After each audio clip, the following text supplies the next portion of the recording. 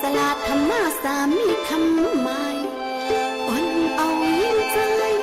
มันสุ่งกวนง่ายใจหลียิ่งคิงนายพอคิงใหญ่กว่าผู้เจ้าวันหนึ่งได้ข่าน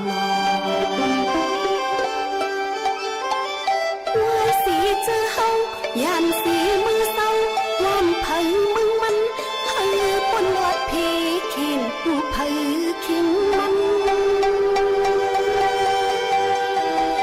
นั่ง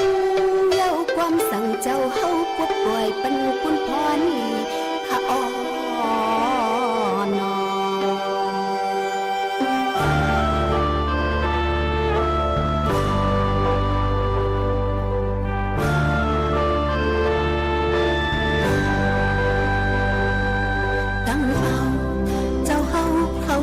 สังกา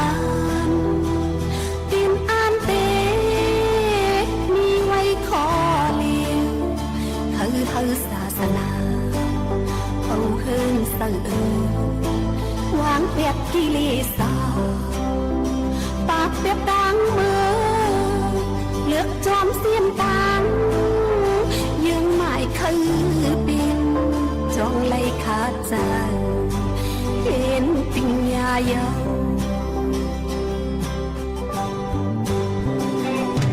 ตั้งแต่